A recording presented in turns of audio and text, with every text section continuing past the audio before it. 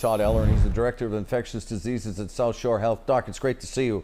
I'd love to dovetail off of that. That's not what we want to hear right now, is it? Well, no, it's not. I mean, it's hard enough that we're dealing with one virus right now and soon to be more than one virus as we enter respiratory viral season. But, you know, we have dealt with a lot of different Asian viruses before that often stay more localized and don't tend to transmit from person to person. So we'll have to see. Okay, so some other big news today, Doctor, is that Governor Baker has now kind of relaxed, if you would, this advisory that's been in effect for nearly 2 months. Now folks from the New England states, New York and New Jersey, don't need to quarantine for 14 days if they come here.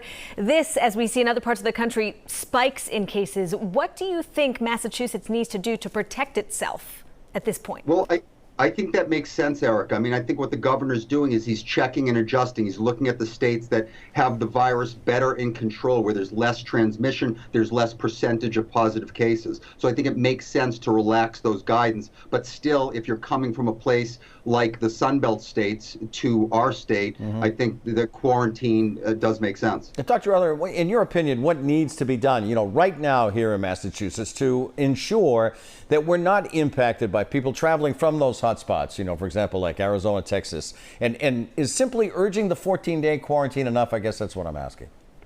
And we know that's not enough, right? That's part of the containment strategy. That works to some degree, but we also have to have the same mitigation strategies, meaning, you know, the masking, universal masking when we go out into public, try to stay away from crowds, hand hygiene, not touching our face, social distancing. These are the things that are going to slow the virus and keep our state in the great progress that we've made and not lose track.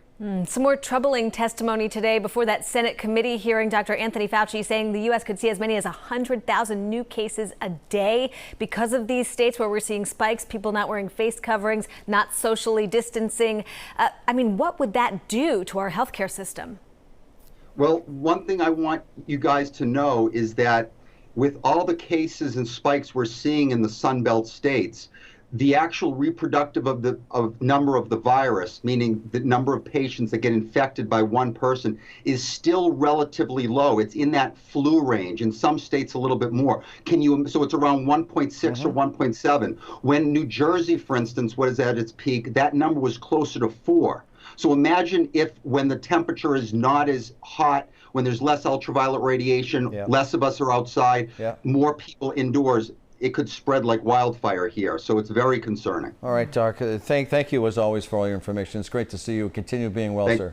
Take care.